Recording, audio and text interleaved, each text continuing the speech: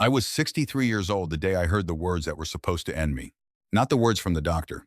Those came 3 days earlier, and those I expected, in the way you expect a car crash after you hear the tires screech, you know it's coming.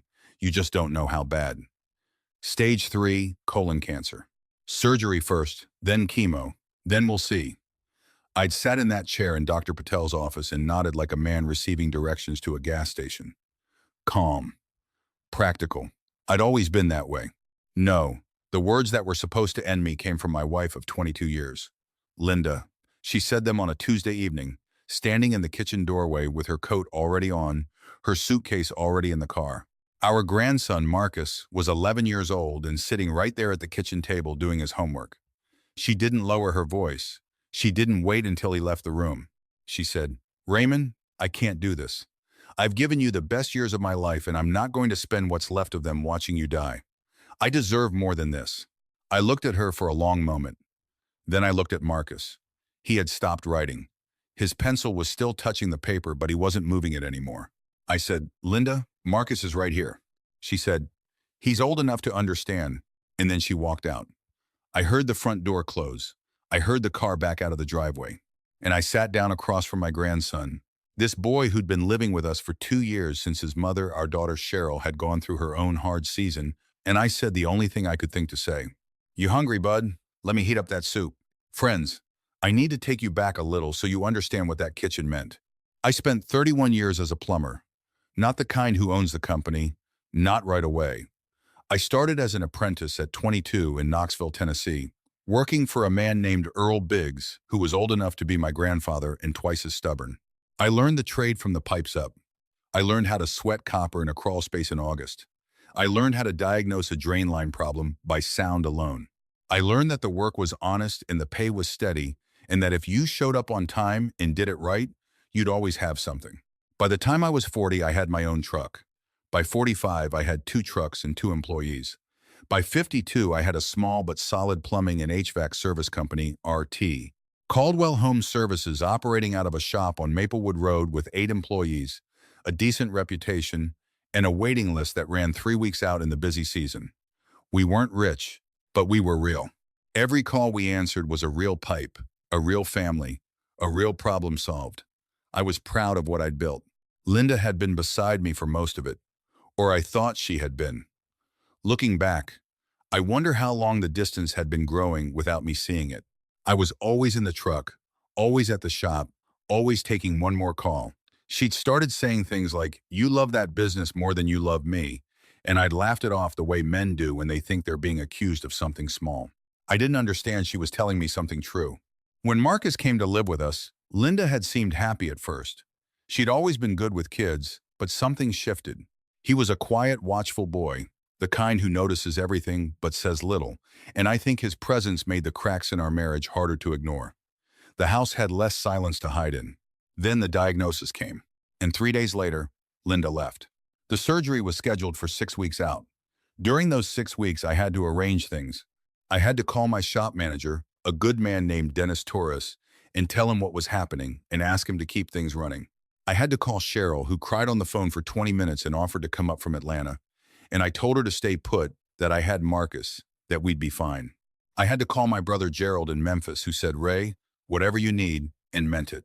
And I had to figure out what to do about Marcus's morning routine, because I was going to be in the hospital for at least 5 days, and then coming home in a condition that wouldn't allow me to drive him to school. Marcus solved that problem himself. He came to me on a Sunday morning, this was about 2 weeks before the surgery, and he sat down at the kitchen table with a piece of notebook paper, and he'd written out a schedule. I'm not exaggerating. An 11-year-old boy, sitting there with his handwriting that still mixed up his lowercase b's and d's, had written out a weekly schedule. What time he'd wake up, what he'd make for breakfast, which days he could walk to school, and which days he'd need Gerald to pick him up. What time he'd start dinner if I wasn't well enough to do it, with a short list of the 4 things he knew how to make. I looked at that piece of paper for a long time. I said, "Marcus, who taught you to do this?" He shrugged and said, "You did, Pop. You're always saying if you don't write it down, it doesn't exist." I had to look away for a minute. I looked out the kitchen window at the yard. Then I said, "Okay, let's go over this together and make sure it's right." The surgery went well, or as well as these things go. I came home with a drain and a new relationship with what pain actually means. And for the first 10 days, I moved from the bed to the recliner and back again. And Marcus managed the house around me like a small, serious general. He made eggs in the morning. He made sandwiches at lunch. He microwaved soup for dinner on the nights when cooking felt like too much. And on the weekends, he'd attempt the four things on his list: grilled cheese, spaghetti with jar sauce, scrambled eggs with toast, and the chicken soup his mother had taught him, which was the best of the four by a distance. He kept the kitchen clean. He took out the trash without being asked. He did his homework at the kitchen table every evening and left me alone when I slept, which was most of the time. Some of you who've been through chemotherapy know what's coming next. Some of you know exactly what I mean when I say that the surgery was the easy part. Chemo started 6 weeks after I came home. I went in on Fridays, and the first thing it took from me was my appetite. Everything tasted like I was eating from inside a tin can. The second thing it took was my energy, not tired the way you're tired after a long week, but a heaviness that started in your bones and worked outward. The third thing it took eventually was my hair, which I understood was coming and still found strange when it happened. Standing at the bathroom mirror one morning, looking at myself like I was meeting someone new. Marcus never made me feel strange about any of it. He started putting lemon in my water without me asking, because he'd read somewhere that it helped with the metallic taste. He found that if he made the soup a little more bland than normal, I could keep it down better. On the nights when I couldn't sleep, he'd sometimes come sit with me in the living room, not talking, just sitting there watching whatever old Western I'd put on, and I'd look over at him in the blue light from the TV and think, this boy right here. I want to be honest with you, friends, because that's the only way to tell a story worth telling. There were nights I was frightened. Not of dying. I'd made peace with the possibility of dying before the surgery. What frightened me was the thought of Marcus watching me die. The thought of him carrying that. The thought of Cheryl getting that call. There were nights I lay in that recliner at 2 in the morning and prayed, not for myself but for him, that whatever happened, he'd be okay. During the months of treatment, I kept the shop going. I need to tell you that because some people heard about Linda leaving and assumed I'd fallen apart, and I understand why they'd think that. But I had a responsibility to 8 families whose breadwinners worked for me, and I had a boy in my house who needed to see that his grandfather did not quit. Dennis ran the day-to-day. I handled the books on my laptop from the recliner. I took calls when I could. I made decisions. There were days I could barely focus, but I made myself do an hour of real work, then rest.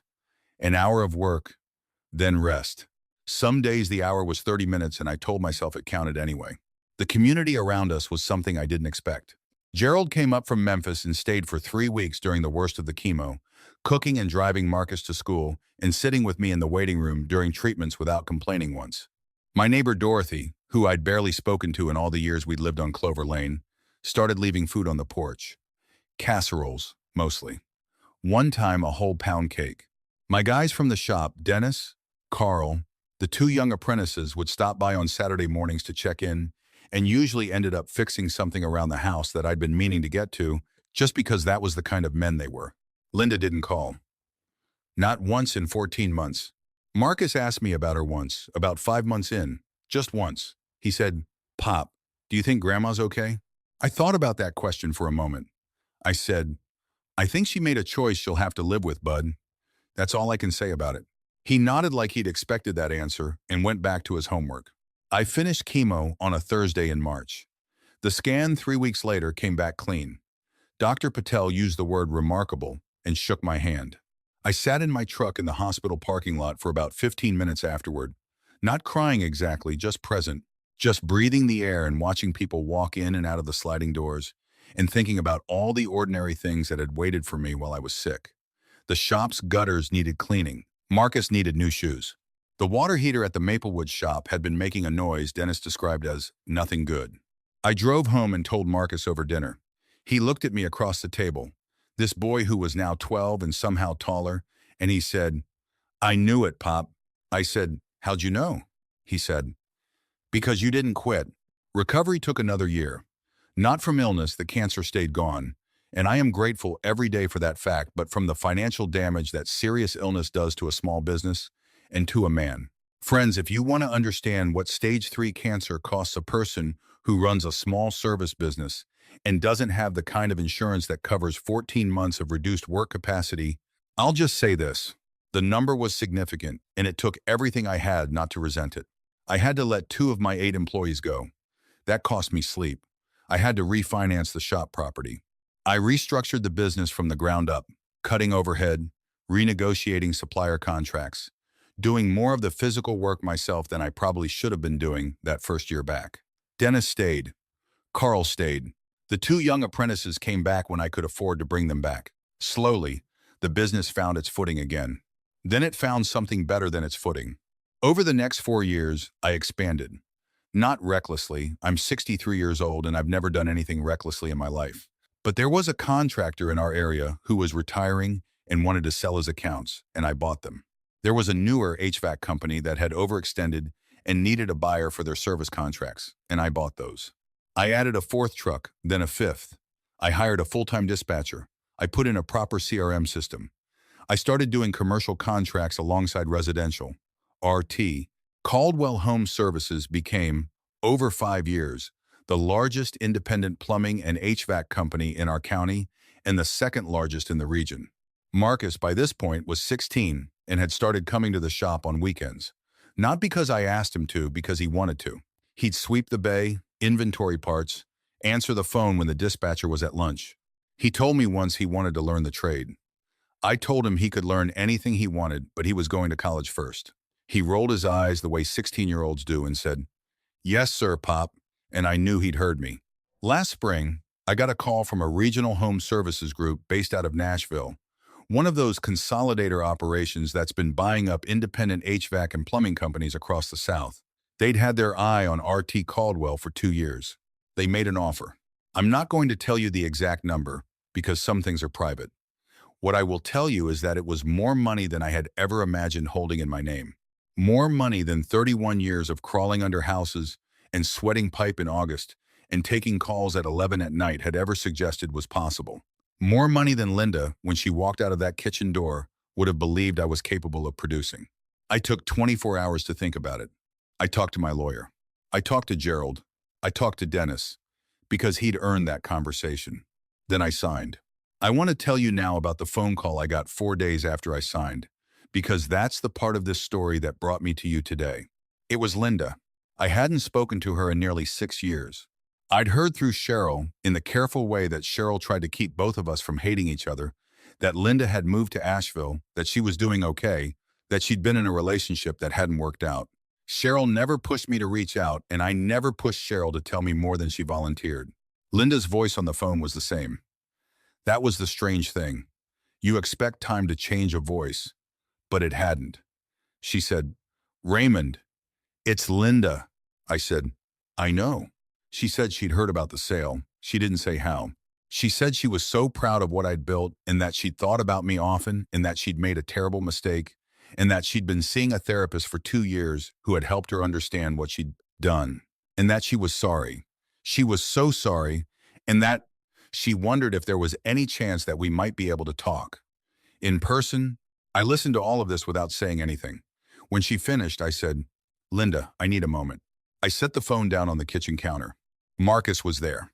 He was 17 by then, and he was standing at the stove making his chicken soup, the same soup he'd learned to make when he was 11 years old in this same kitchen when I was too sick to cook. He'd heard enough. He looked at me with those careful, watchful eyes of his. He said, "Is that her, Pop?" I said, "Yes." He was quiet for a moment. He turned back to the stove. He stirred the soup. Then, without looking at me, he said something I'm going to carry for the rest of my life. He said, "Pop, I've been thinking about this since I was 11 years old, about what I'd say if she ever called. I had this whole speech worked out." He paused. "But now that it's actually happening, I think I only want to say one thing." "You want to know what it is?" I said, "Tell me." He said, "The soup's ready." He set 2 bowls on the table. He sat down. He picked up his spoon. He said, "That means I'm not going to talk to her, and I don't think you should either. But it's your call, Pop." Then he started eating. I picked the phone back up. I could hear Linda breathing. I said, "Linda, I'm going to say this once, and I want you to hear it clearly. I'm not angry at you. I spent a long time being angry, and it didn't help me, and it didn't help Marcus, and it wasn't something I wanted to carry anymore. So I let it go. But I want you to understand something." She said, "Okay."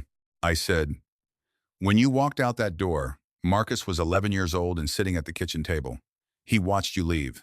And for the 14 months that followed, while I was in surgery and then in chemo, and then trying to rebuild everything that the illness had taken, that boy ran this house. He made my meals. He kept my schedule. He sat with me at 2 in the morning when I couldn't sleep. He never complained once. He never asked why you didn't call. He just did what needed to be done. I let that sit for a moment. I said, the sale of the business, that's not a story about me beating cancer or proving you wrong.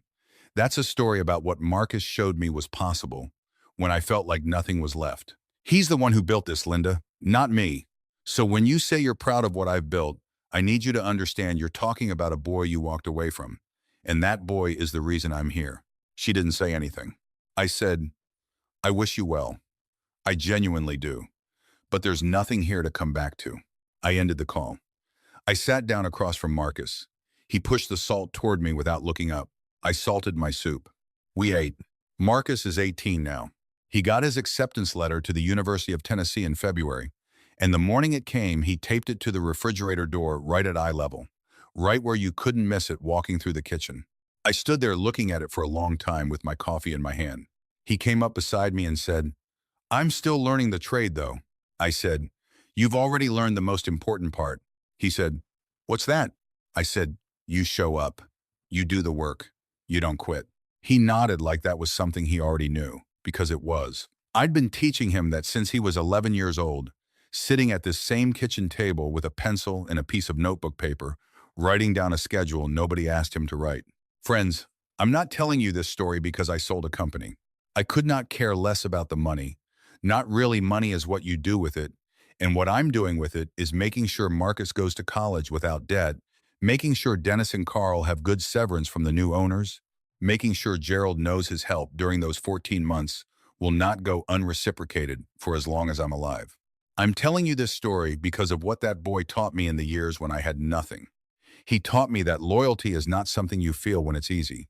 It's something you practice when it's hard, when the person you love can't give you much in return, when the future looks like a long road with no guarantee at the end of it. Loyalty is making the soup. Loyalty is sitting in the dark watching Westerns. Loyalty is writing the schedule down on notebook paper because your grandfather always said that if you don't write it down, it doesn't exist. And he taught me something else. He taught me that the people who tell you that you have no future aren't seeing your future. They're seeing their own fear and calling it a verdict. The future doesn't belong to the people who predict it. It belongs to the ones who show up for it, one day at a time, one bowl of soup at a time, even when the road is long and the outcome is uncertain and the person who was supposed to stay has already left. Linda walked out of this kitchen 6 years ago with her coat on and her mind made up. She didn't see what was sitting at that kitchen table. I did. I still do. And that, friends, is the only future that ever mattered to me.